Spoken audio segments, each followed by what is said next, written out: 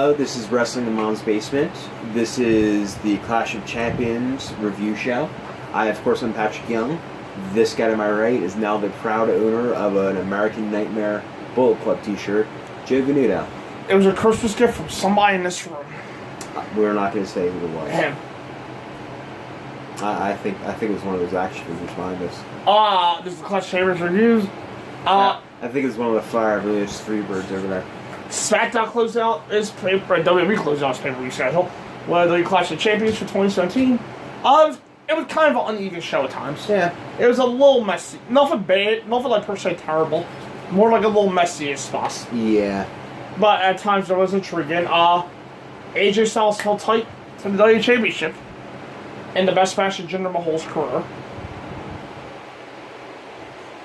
The Maharaja outdid himself. Looking more like a legit main event star than he did when he carried tail on his shoulders. Mojo, in my opinion, took a step towards stardom.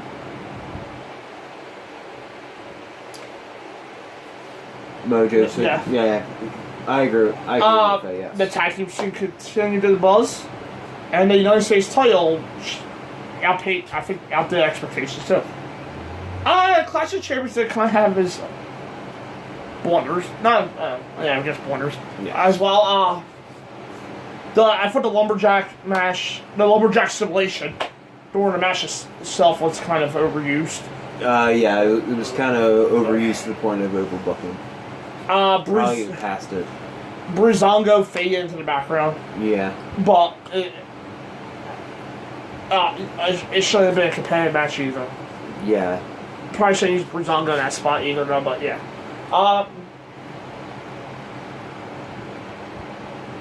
And weirdly for me, the most disappointing match tonight was actually the pay-per-view's biggest match tonight. That went to the show. The tag team match. Yeah. It was kind of probably the least interesting for me until the last few minutes. Yeah, I could get what you're saying with that. It wasn't the worst match that night. No, I definitely wouldn't. Nah. I was trying to gauge you there. Yeah, I definitely wouldn't say it was the worst match in the night. It was like kind of a snoozer though, because I had a feeling where it was going. It didn't pick up to like the last 5-10 minutes. Yeah.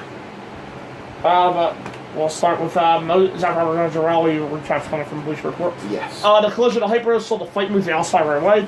Mojo Rawley and Zack Ryder traded advantage and intense brawl. Rawley overpowered his former tag team partner, told him all in control.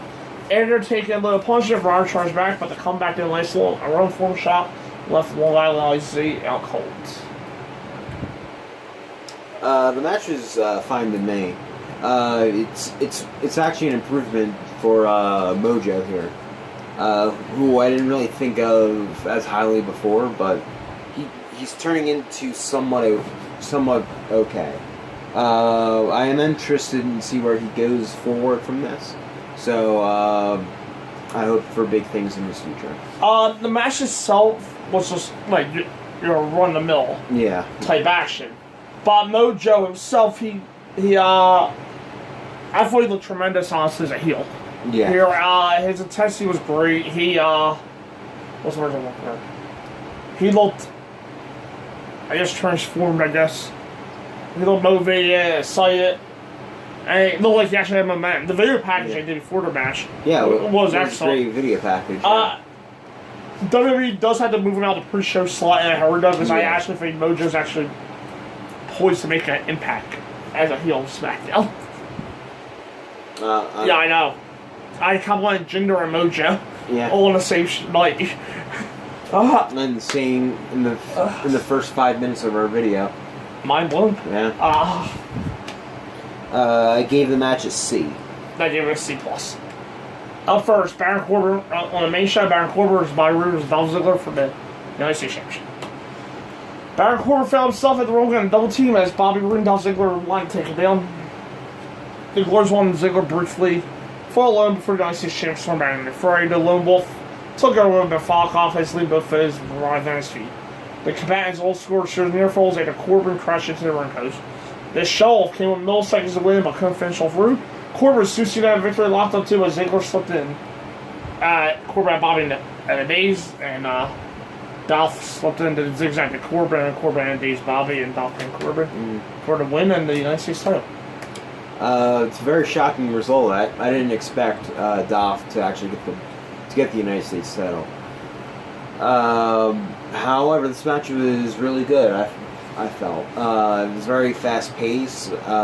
It's definitely a quicker pace than I expected it to be, especially with Rude and Corbin in the match, and Dolph being heel trying to work a slower style as well. It was much quicker than I thought it was going to be, and it was also therefore much more exciting in my eyes.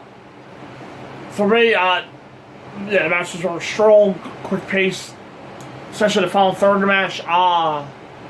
Dolph went with a shocker. I'm not complaining.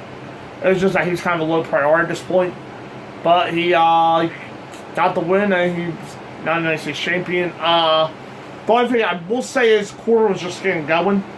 I thought he was United States champion. And it's just another example of WWE pulling the plug on Corbin too early. However, to add to that, they did seem to trying to give Corbin a bit more of a mean streak afterwards. Yeah, that they did. They did have an interview. It wasn't as dope with Corbin, and they literally brought up that he squandered his chances. Yeah. So at least this time, he looked like he's ready to show the backstage area, and they did.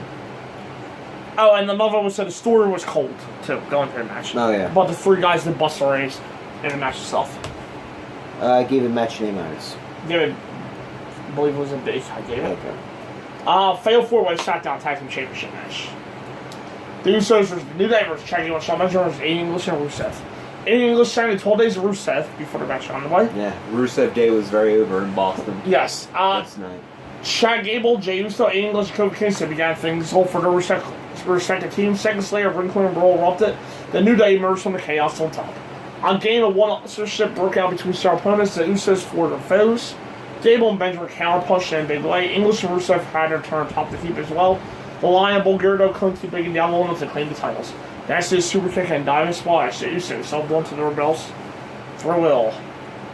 I thought this match was another strong match. The main card started very strong the first two matches. This one was a bit more of a cluster in all the best ways, where it was just action after action after action, exciting tag team action. I thought it was great. The match was chaotic. At some points, it did have a little too much going on at certain stages with all 8 guys involved. I thought a little too much going on at some points, but the match was a showcase for all 4 teams, all 8 guys are strong. The Usos killed all survivors. Rusev went on here. Gable and Benjamin looked like a formal force. Yeah. No one earned a bigger reaction now than Rusev and Aiden. Yeah. From start to finish, the fans were eating up everything they did. However, I would say the spots of the match should probably go to Gable. Definitely. Him just suplexing Rusev and Big E. Right. Like he rolled up Big E, then rolled all the way through, and then suplexed him. Yeah. It's crazy. The phase did better for Hughes though. What Rusev and Aiden did, they were sucked to their near full. So they probably need to win the tag titles soon. Yeah. I gave the match a B+. A B. Up next, Charlotte Flair and Natalya, Lumberjack match SmackDown Women's Championship. Tamina, Lana, Naomi, Carmella, and the Riot Squad were on the ring as Charlotte Flair and Natalya won the bout. The first time the champ stepped outside, she suffered a barrage of right hands from the Riot Squad elders. Natalya was able to maintain the advantage of her own by continually tossing Flair out to the city Lumberjacks. Flair was able to fight back by continually fell victim to the hyenas lurking at ringside. Carmella fought of cashing her money back contract Ruby Riott, Spear Stall. I made sure that happened. That wasn't in the recap. I'm mad I parted. In spite of everything, the Queen was able to Natalya to quit. After her loss to Natalya berated the fans, she had a tearful, hissy fit before leaving. The match was kind of dull and kind of overbooked in places, in my eyes.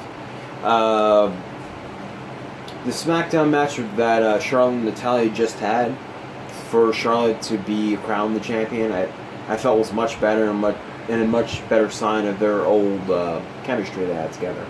Yeah, it seems like every time they're on pay-per-view, they gotta be overbooked. Yeah, for some reason. Yeah, for some reason. And for some reason, there seems to be a bit more like someone's in there like trying to almost hold them back, or at least telling them stuff that holds them back in a way. However, lumberjack matches are not really my favorite stipulation. They're probably actually somewhere near the bottom of the list.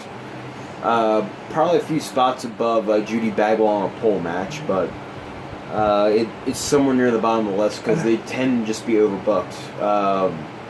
And plus, I think we recently just had one, too. For the woman? No. I mean, just a lumberjack match recently. Yeah. New Day against Owen Sam. Yeah, that's right. Yeah, we had one recently, and I think that one may have actually been slightly better, and it wasn't even on pay-per-view. So it's sort of dull, and sort of overbooked places, and there was a lot of interference. In terms of being an obstacle for Charlotte, the lumberjack Sarah Jaldir, but it felt gimmicky and repetitive. Mm-hmm. This match literally beat us over the head with the simulation. Yeah. The tease Carmella catch, that was nice the way they did, though. I'll give them that there. It was also kind of subtle, though. Yeah, she literally just got in the ring. If you weren't paying attention, yeah. Thank God. I'm not sure if Boston knew that she had the briefcase. I didn't. I only Carmella touched Charlotte. No. The match lacked focus, and the simulation didn't fit the feud. Charlotte moving on from Natalia will probably be good for both women at this point. Yeah. I gave the match a D. D+. Breezango versus the Bludgeon Brothers. Harper, Rome, Rhino, Breezango, Tyler Breeze, and Fandango show spunk as they fall back, but wasn't enough. A quick match ended with the Bludgeon Brothers tower and over falling Fandango. Yeah, it was a typical Bludgeon Brothers squash, which I'm not sure they should have over Breezango. Especially since they're one of their own most over teams. In fact, definitely one of their most over face teams. Probably somewhere underneath New Day and Usos. I'm not sure if they should have dropped them out like that. Is my only strong play in the match. However, for the match they did give us, it was typical of what they need for the Bludgeon Brothers. The match wasn't supposed to be entertaining, but yeah. It was supposed to be the latest reminder of how dominant Bludgeon Brothers are. The dominant win was the right move. It just wasn't particularly fun because it came into Breezango. I will at least expect like a comedy spot or two from them. Mm-hmm. We already knew they didn't stand a chance against Rowan Harper, but if Flash makes something fun, they'll probably will be welcomed. Yeah. I didn't grade this match. Alright. Shinsuke Nakamura and Randy Orton versus Kevin Owens. 17. Brian McMahon struggled to officiate the match together with Shinsuke Nakamura and Randy Orton clashing with Owens and Zayn. KO and Zayn were able to work over Orton in their corner in between bickering with the refs. The heels left the Viper real until Nakamura was able to tag in. Sharks and submissions had Nakamura roll. He was able to maintain control of Zayn and Owens. Now isolate him too. RKO soon had victory locked up, but Owens pushed Brian McMahon to break up the count. Shane O'Mac refused to count to 3 when Zayn had worked a pin, and Brian then finished count Zayn's next pin. Yeah. Sort of the same, kind of the same feeling as the previous match. With 2 referees, it's always great to have 2 heads of state, Rome ran best when they had 2 Caesars in charge.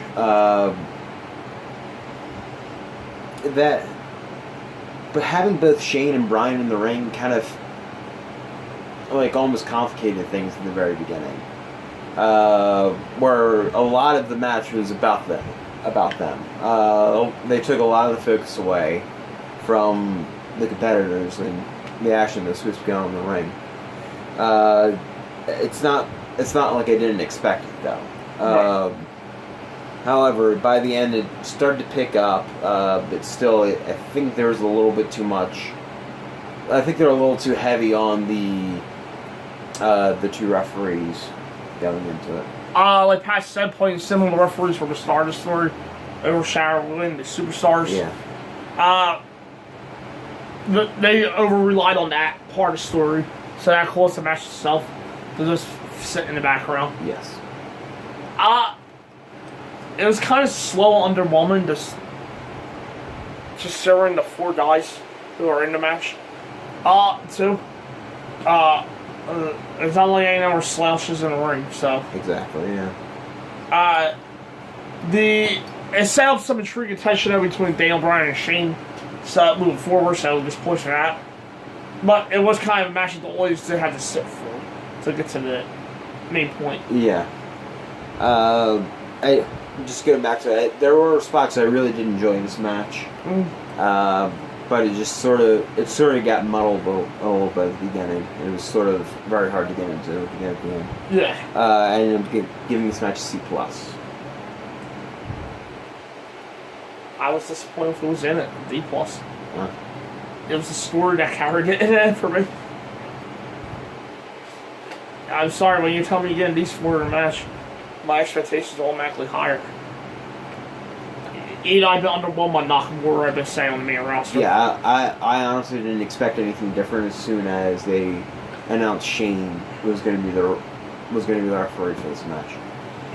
I honestly didn't expect anything different. I knew it was going to be about Shane and Bryan going forward. And our main event, AJ Styles, the match surprised the main event, thank God. AJ Styles was Jinder Mahal for the WWE Championship. Yes, I'm saying thank God that Jinder Mahal main event over Orton, Nakamura, Owens, and Sami. Yes. Mahal overpowered Styles early on, but the champ was able to out-wrestle him and keep him on his feet. The Maharaja limped along as he bowed back and left Styles' ribs hurting. At times, the phenomenal one looked to now come back when Mahal continually smothered him. Mahal flung his foot around the ring, made sure Styles' ribs collided with the canvas. The champion never stopped fighting, however, Jinder hit a very close near fall on a Colossus. When he pulled AJ away from the ropes. Yeah. After a playoff of their first match when AJ did his feeling rope break by Colossus. However, AJ was able to fight on and actually kind of surprised in the way he won. Claimed on the calf crusher, Jinder, and rolled over so Jinder got away from the ropes.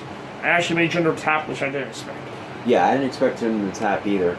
I'm going to say this is probably Jinder's best match. It's not really surprising when AJ has a lot of people's best matches. However, I felt that it was actually very well wrestled and very decent story told enough. Jinder worked the body part, he worked the ribs. He played the heel and dominated. It was probably his finest work. And then AJ sold the drama like he does better than anybody else. This is actually my favorite match tonight, I'm not going to lie. In terms of, because we don't see this match often anymore. Yeah. AJ coming for the big spots is nothing new. Jinder, though, has to be pulled for having another knockout a WWE title match. Second one in a row. Yeah. For my grade was a B. Actually, no, I gave it a B+, I'm sorry. He was so excited that I didn't even finish. I wasn't even done complimenting Jinder. Well, you looked at me, I thought it was... Nah, I think you were going to be shocked that I gave Jinder a compliment. I said that Jinder's work for 2 day title matches in a row has to be applauded. No. Well, yeah, I remember you congratulating him for his work previously. I want to continue. Jinder being the stalking predatory monster. He played that really well. Him and AJ's in ring psychology was excellent. The psychology portion of the match. They both worked on certain body parts. Jinder on the ribs of AJ and AJ on the left leg, which ended up being Jinder's downfall in the end because he tapped to the calf crusher on the left leg. They played the weak points that was self-finishers, and AJ was the correct babyface and smart on SmackDown too for not trusting the Singh brothers. Yeah. Babyfaces look smart for a week. And wisely, WWE had AJ cling on their gold in the 2018. More or less at this point probably cement his status that he's going to WrestleMania's champion. As he should be. Yeah. More than likely, AJ Styles is going to be the champion heading into WrestleMania. Yeah, I can't think of nobody else on SmackDown right now to beat him. Yeah. I already gave my grade B+. A-. Alright. My overall for the pay-per-view was a B. I didn't put my overall down. Shit. Hold on. What was that? A-. Well, anyway, I thought that there were good parts of this pay-per-view. And I thought it was a decent enough pay-per-view you can enjoy. But there were parts that did drag it down for me a little bit. B+. There was a lot of good in this pay-per-view between the United States Championship, the Tag Team Championships, and the WWE Championship match. The three things in the middle pretending they don't exist. They weren't terrible in pretending they don't exist. Honestly, you won't be able to be disappointed by the tag match with the two referees. Yeah. Then pretend that exists is something to storyline of the show. Storyline's intriguing, but the match was a bore. It actually, for the first time in a while, closed out the pay-per-view year though on a higher note. Yeah. Normally the last December bombs. Yeah, last year did with End of the line. Roadblock. End of the line. Yeah, that was a bad pay-per-view. It did have the Great Iron Women's match. It's an awful match. Cesaro and Sheamus ended the New Day's title run on that match. Yeah. On that show, I believe that's the show. And it did have that actually may have been the best match. Yeah, it had that little 10-minute match with Sami Calli's 10 minutes with Braun. Yeah. It had that little slur. And then there was other stuff in the show that wasn't that good. Mm-hmm. But yeah, I'll go with the B+. It's a solid B+. Don't know where anybody goes. I'm assuming Dolph and Corbin continue their little thing. I'm not sure if Bobby stays involved with that. AJ, they didn't really hint at nobody knew. No. Right now, talking smack the Usos. Looks like they were sound the Bludgeon Brothers. And a match that makes sense. Charlotte, I think they were sound Ruby Riott. And all match that makes sense. Yeah. However, at that point, that actually may be Charlotte's biggest match left. If they're not gonna bring in bringing in Ronda. Well, probably Becky there. Becky and Mania. Yeah, because Becky's on break filming the Marine 30. Yeah. I think. I think it's 6. And maybe 6. But I'll do for this. Like I said, see you Friday. Yeah, you'll just be getting this handsome mug. Yeah, I know. So views should skyrocket. Exactly. We were going to have a special co-host, but we can't find them right now. I went searching the streets, and they're studying. We put his photo on milk cartons. They're studying. They're ignorant and don't tell you that they're not coming over. And they do pop. Just throwing out dirty laundry everywhere. Well, treat me like an ace, I'll fire right back now. And my New Year's resolution, 2 weeks early, 3 weeks early, don't mess with me in 2018.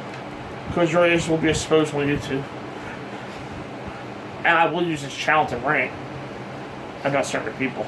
Yeah, we're back in the Sulfin right now. He's got like 10 minutes to rant, which I'm sure he's going to. But I have to leave in like 3 minutes. So. If you see me at the Royal Rumble, don't talk to me. You know who you are. Now, if you're a faithful viewer, please come talk to us at Royal Rumble. If you're there, don't stand outside now. Cause it may be cold in Philly. If you're coming from like a city like Florida. And the more people that show up, the less wrestlers. Yeah, the less wrestlers. Yeah, so go to the convention at ECW Arena on Sunday. Yeah, you'll actually get to meet people there. Yeah, I know. We're horsemen are going to be there. Yeah, not on the Sunday though, so don't lie to them. Yeah. Not on the Jake the Snake Roberts will be the headliner on the Sunday. Yes. And the Steiner brothers. So you can meet them on the Sunday. Don't stay out in the parking lot though, because we won't be able to meet people. So go somewhere. ECW Arena, front. Go somewhere. Front of Rittner. No, Swanson and Rittner. Swanson and Rittner shoes. You messed up like both the names in your little rant there. As Jericho said, Swanson and Rittner. Yeah. But I'll do it. We'll see you Royal Rumble weekend for the next edition of the podcast. In terms of reviewing show pay-per-views. For the next pay-per-view review. You didn't tell them what my pay-per-view was. Oh, I guess I'll do it here then. I guess so. Since I actually won, it only came down to 2 matches, and I ended up winning one, and we both sort of lost on Doth. And Bobby, yeah. So I actually ended up winning, and Joe's, I guess, punishment pay-per-view, if you will, is WWE in Your House Seasons Beatings. I know it is headlined by Bret Hart and the British Bulldog. So I actually gave him a much better one than I did before. Hold on, down the car for you guys now. So you know what to expect on Friday. Oh wait, no, I won't do it this Friday. I'll do it on the 29th when he's back. Yeah, because it's his gift, so. Hold on. It is my gift to you. We got Margin and Razor Ramon versus Sid in the 1-2-3 case. Ahmed Johnson versus Buddy Landell. Hunter Helmsley versus Henry Godwin in an Arkansas Hall Pen match. Oh, it's a hot pen. To be fair, though, you did almost get this shit too. Yeah. Singles match. We magically have the same mind. You'll hear us agree a lot, so. Yeah. We actually picked out the same pay-per-view for each other. So had Joe actually beaten me, I would actually be doing this pay-per-view. Singles match, Owen Hart versus Diesel. Casket match, The Undertaker versus King Mabel. Thank you. And the main event, for a 400 title match, only the match on the card. Bret Hart versus the British Bulldog. How long was that match? 21 minutes and 9 seconds. Thank the Lord. Every other match is below 9 minutes. Yeah, it's a real shame the Owen Hart Diesel match is only like 4 minutes. Yeah. That probably been your second best match. Margin and Razor against Sid 1-2-3 K's like 12. So that might last. Yes. Ahmed Johnson's only 42 seconds. So that's a good sign. Whoa, strange dark match. Barry Harwood's Hakushi and the Smoking Gloves. It's your main event dark match. Versus the Donna's Isaac Yankton and Yokozuna. It's a very interesting dark match for your main event. Your main event dark match. Saga Vega versus Bob Backlund's an own dark match. Yeah. And Goldust versus Duke Drosy. The Dumpster Drosy. Yeah, okay. Hot damn. Well, luckily those matches are not on the card. The 8-man tag could be good. It's tired. Let's take this thing home. We are home. You are home, in fact, yes. Yes, I can't take it home. I can't take this home with us. Yeah, there'd probably be problems. Then. Yes, I can't adopt anybody. No. But I meant in the wrestling speech. Right. Which I probably shouldn't be using, to be fair, but I will. Well, since our channel. Since we're in the know in the business, it's cool. No, we're not. We're marks. No, we're not. We're smarts. There's a difference if we argue. Right. The wrestlers like us. They literally told us we're part of our family. No. Yes, they have. They have not. Yes, they have. Just let them. They've never invited us to Thanksgiving.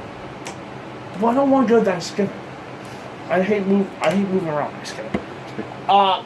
So the schedule for the upcoming week is Tuesday is a Friday. I'll be back with the podcast this week. I'm doing it by myself because no one else will let do it. Yeah, I will in fact be in California, away from the basement, if you will. Friday, December 29th will be one pass back. Not that guy over there. when passed back on Friday, October, not October, December 29th. And on New Year's Day, yes, that's on New Year's Day. That Monday is a special edition where we do our 2017 year-end awards, our top 100 and our top 100 favorite and current wrestlers currently and all time. Yes. I know who mine are. Do you know who yours are? Are you talking to them or are you talking to me? That's a good question. And then follow those people down below. Down there. Yeah. It's mostly just us and the podcast. Right. How can you forget Isaiah? And Isaiah. He's nice. We'll see. I'll see you Friday. Have a merry week. And I'll be back Friday. Happy holidays, guys. I may be back. I might break things down so I'm not by myself too long. I might be doing the news throughout the week instead, and then Friday will just be the reviews. Happy holidays. I'll be gone. Oh, I don't have a throwback review for you this week though to do by myself. I'll think of something. Bye. Bye. See you.